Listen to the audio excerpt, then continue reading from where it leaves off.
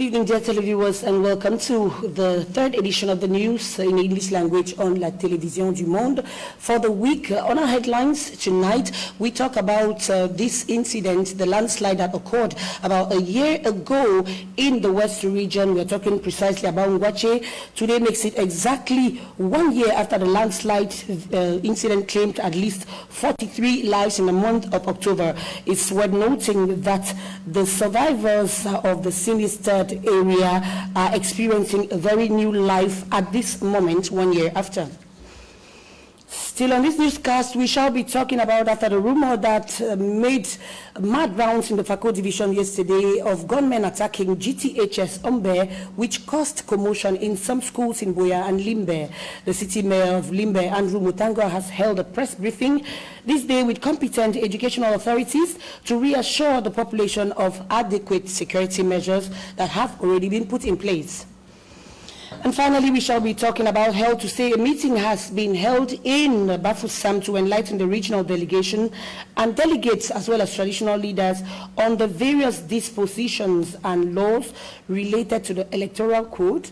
And this is ahead of the elections that will be taking place next December 6th, 2020.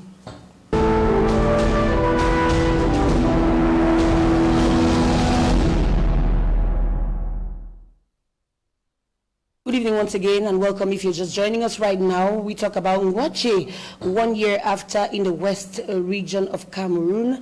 This locality where a landslide took away the lives of about 43 people and left several others seriously injured in the west region. We shall come back to the situation of this area and equally those. 28 October 2019 is remembered a sad and horrific day to the inhabitants of Ngwache, West region of Cameroon. On this day, a tragic incident occurred which led to the death of 42 people ranging from various age groups.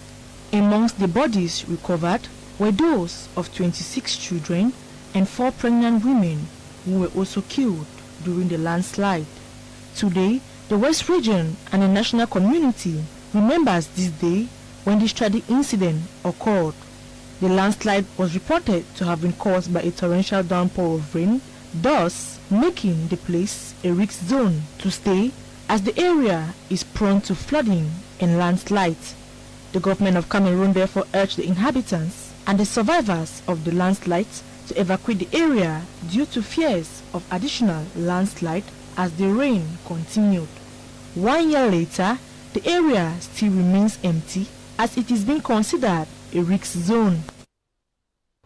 And 1 year later, on visiting the Sinitad area this day, some local authorities and equally the place looks abandoned to itself and quite in herbs. It is a time for those in the neighborhood equally to stay in prayers and equally to remember solemnly all the victims that perished in this landslide that happened a year ago. So we're noting that the survivors of the Ngwache landslide were provisionally housed at 3 sites in the West region, in Bafoussam. At the Polytechnic, one of the sites in Tamja Quarter, the Sinistad, have been experiencing a new life, as most of them were saying. We shall be coming back to that in our next editions. Let's talk about this now in the southwest region of Cameroon. After the rumor yesterday that made mad rounds in the southwest of gunmen attacking GTHS Ombe, which caused commotion in several schools around this area, both in Boya and Limbe, the city mayor of Limbe, Andrew Mutango, has held a press briefing with competent educational authorities and also with some local authorities. This was a time to reassure them that security will be enforced so as this kind of incidents would not happen anymore.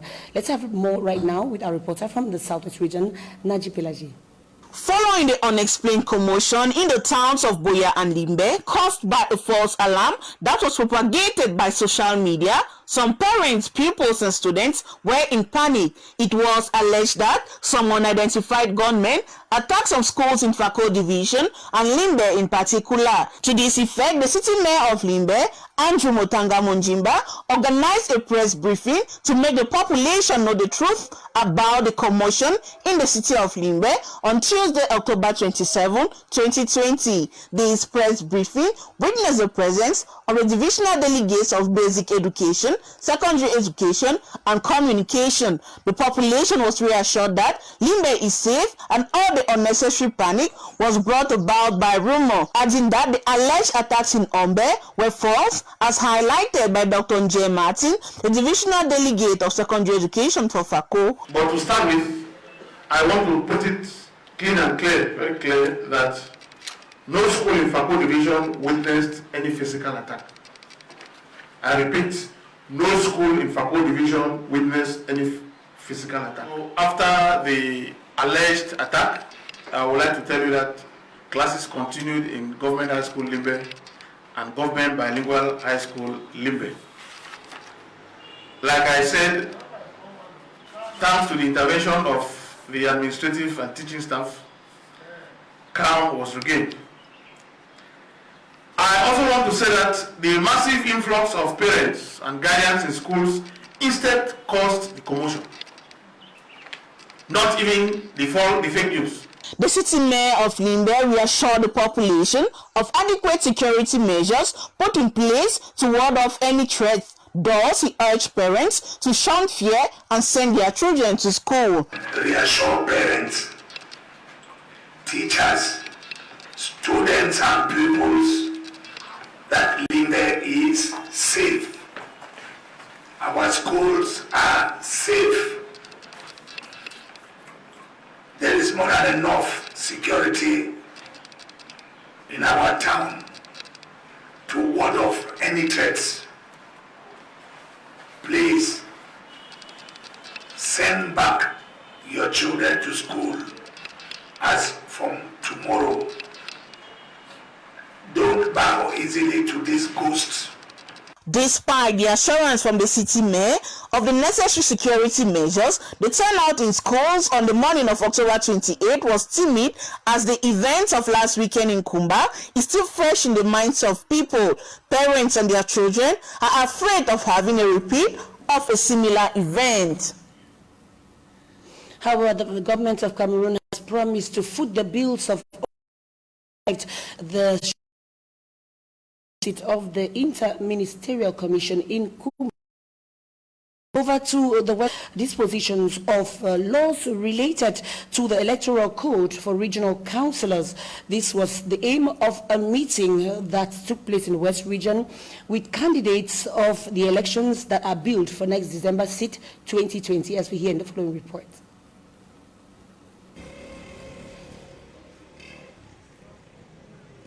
The highlight of this meeting of the Electoral Council in charge of the 8 divisions of the West Region with the candidates for regional councillors for the SIT December 2020 elections was the MIFI, which has a total of 266 electors, 125 municipal councillors and 141 traditional rulers of the first, second and third degree.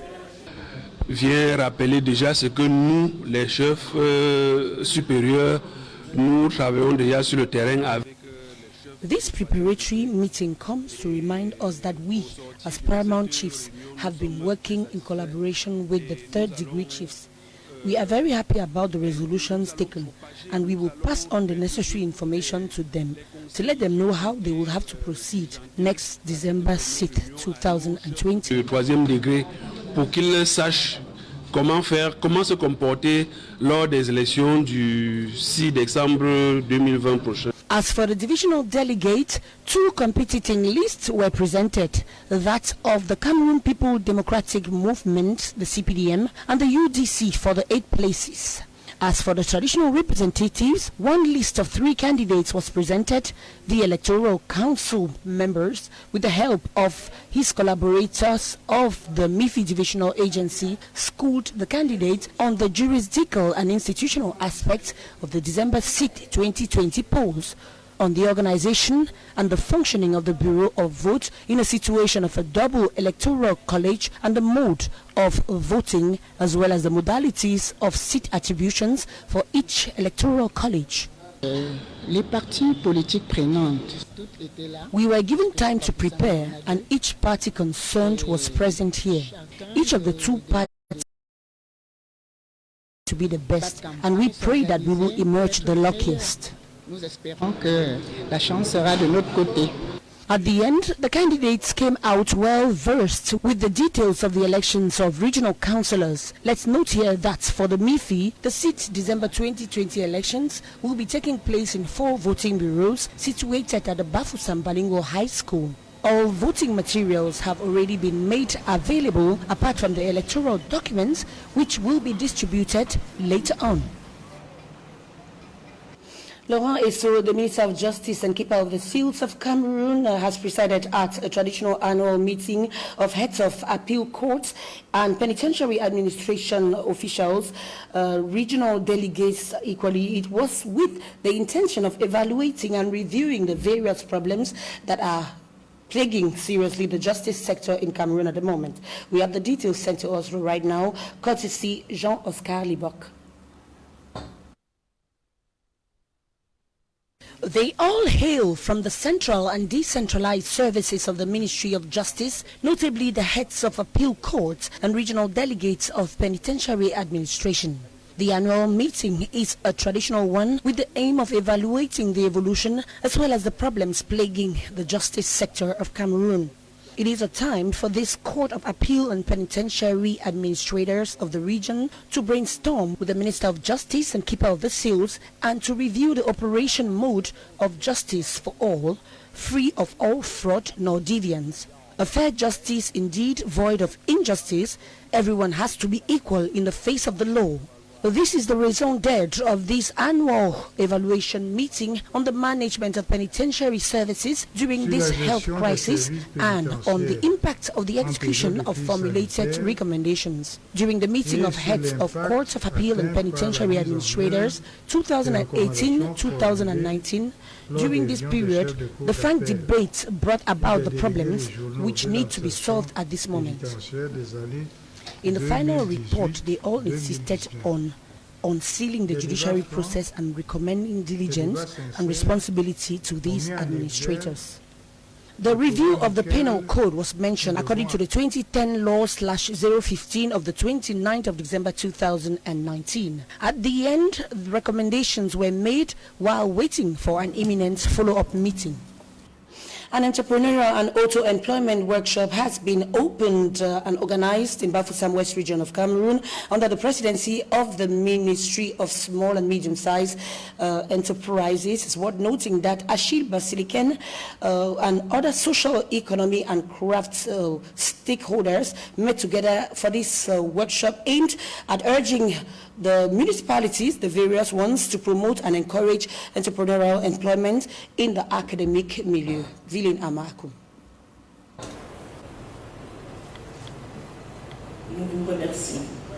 It started with a minute of silence in memory of the victims of the slaughtered massacre which took place on Saturday the 24th of October 2020 in Kumba. Answering present at this territorial entrepreneurship and self-employment workshop, youths in the West region, parliamentarians had as objectives, amongst other things, to generate and identify ideas. The ceremony was chaired by the Minister of Small and Medium-Sized Enterprises, Achille Basilican, who answered present. Launching a very important initiative today, and with the network of parliamentarians together with local collectivities and mayors, we believe that there is need to give more space and incentives to entrepreneurs at the local level. Hence the reason why we have opted to launch this caravan throughout the country, starting from the West region. That happens to be a region that has given our country a wide range of successful entrepreneurs.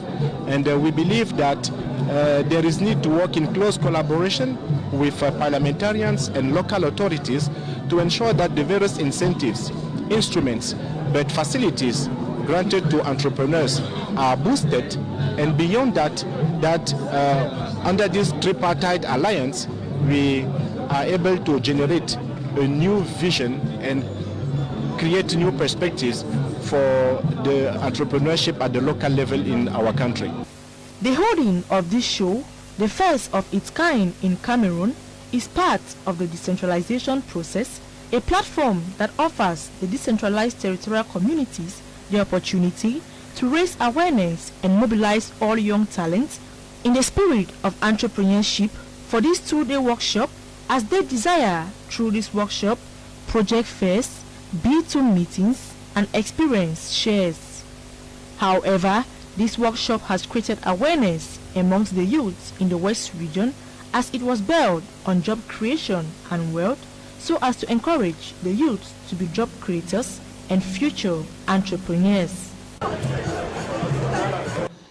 On Health right now, we go to the northwest region of Cameroon to say, in view of curbing the spread of the COVID-19 pandemic around this area, the Ministry of Public Health has organized a mass campaign. The Zero Prevalence Mass Campaign was launched in Bamenda over the weekend by the Secretary General at the Northwest Governor's Office, Viang Mekala, as we hear in the following report.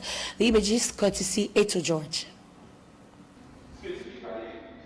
Classified as a region where community transmission of the novel coronavirus is rife, health officials in the Northwest region have embarked on a vast COVID-19 screening exercise. The exercise is aimed at knowing the number of persons with different age groups who possess antibodies but the symptoms are far from being portrayed, and also to know if previously infected people have developed immunities to the virus. In the wake of the coronavirus prevalence, many have been infected but no symptoms portrayed. Consequently, they think they are fine, however, has or may further endanger a vast majority of the population. We know that the government of Cameroon has put up a very effective response to this pandemic. We all know that the recovery rates have stood at 95% and the lethality rate at 2%. That notwithstanding, the real proportion of persons who have been tested positive is still not known. So for two reasons. The first reason being that many of those who tested positive did not present with symptoms of the disease, and also secondly, we have not been able to test more than 15% of the population of Cameroon. And this is why, with the support of ICAP and the CDC, Centers for Disease Control and Prevention, and also the World Health Organization, the Ministry of Public Health decided to conduct this zero prevalence survey for COVID-19 in all the 10 regions of the country. The survey, which is an initiative of the Ministry of Public Health in collaboration with International Center for AIDS Care and Treatment Program ICAP, therefore is aimed at knowing the average population that has antibodies that can withstand the COVID-19 virus.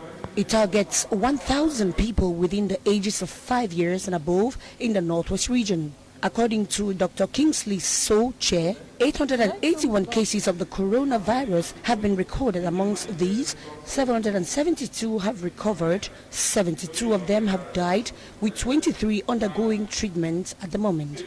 Thus, because of the real proportion of persons tested positive, it's not known, and partly because not a zero prevalence survey. So, to collect blood samples from individuals selected randomly, And still talking about COVID-19, the Southwest Customs sector has relaunched its sporting activities with strict respect to all anti-COVID-19 measures. The sporting activities will help to boost the morale of the workers and users of the sector, as well as equally help them maintain their health and lives. Let's have the details right now with Twelaji Naji from the Southwest. On bloc. On revient. As a means to keep its workers fit, the Southwest Customs sector has relaunched its sporting activities. The relaunch ceremony took place in Limbe last weekend under the distinguished patronage of the SEO of FACO. The sporting activities took place under the strict respect of anti-COVID-19 measures. Sport builds the immune system and thus can help fight COVID-19. We are told that coronavirus attacks mostly people that have other negative effects of illnesses before. Sports is a way of avoiding such illnesses, so that even if we are faced with, we should not suffer much. So we think that this is also a way, like the chief of said, for immune system, so that we can boost our immune system, so that we can stay much more healthy, and also not only coronavirus but fight other illnesses. As a paramedic, supporting activities help to boost the energy of the workers, officers and other users of the customs services in the southwest region and help them maintain healthy lives. Sporting activities are seen as a factor of unity. Also a means of bringing us together, federating us together, because we know that at this time of crisis everywhere around the area, this is a way of synergy, so that all of us can feel one, all of us can feel part of the unity of the country. According to the chief of the southwest region, from time to time it is good to socialize. Socialization is essential for the success of the custom activities as well as the activities of Cameroon has just signed a decree through its president, head of state, Paul Biya, decreeing October 31st as the national mourning for victims of the massacre in Kumba on the 24th of October 2020, a decision that has been highly awaited by everyone concerned and equally by all community. This is contained in a decree signed this day, is worth noting, by the president himself of the Republic, Paul Biya. This to commemorate the national flag will be flown at half-mast all day long, of course, as a sign of honor to these kids shot by unknown gunmen in Kumba, southwest region of Cameroon. Ladies and gentlemen, now we open up our international page.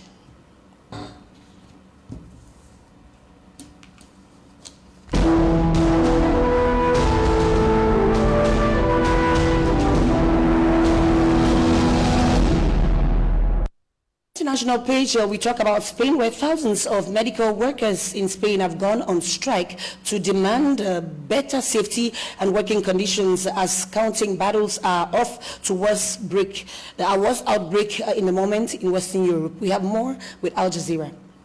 Doctors across Spain came out in their thousands for a 24-hour nationwide strike.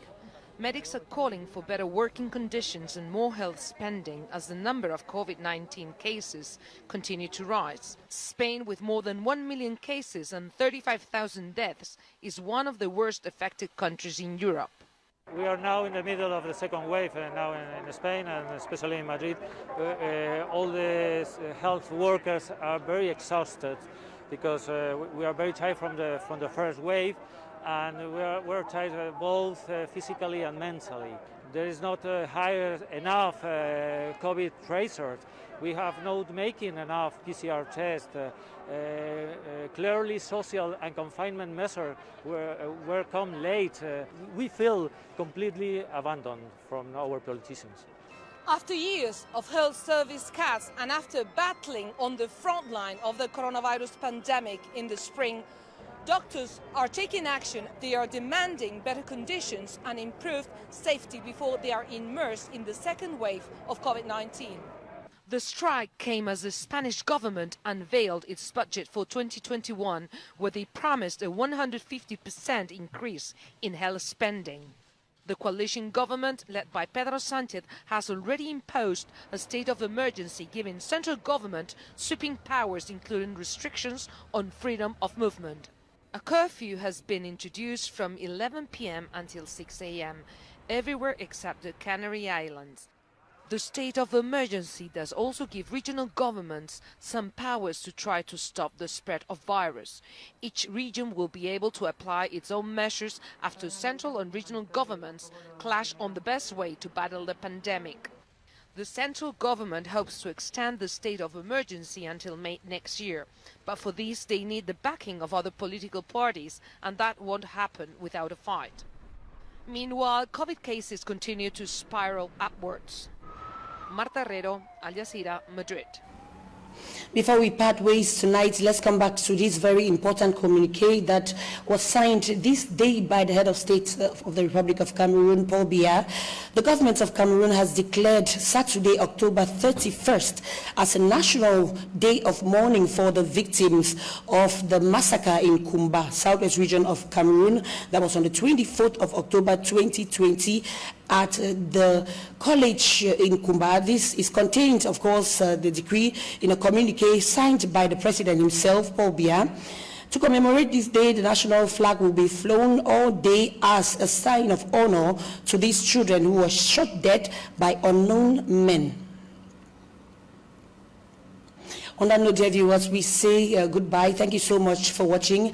Tomorrow we keep another rendezvous for the news in the English language. Meantime, in the French language, primetime news on LTM TV comes up at exactly 7:45 p.m. tonight. Have a nice evening.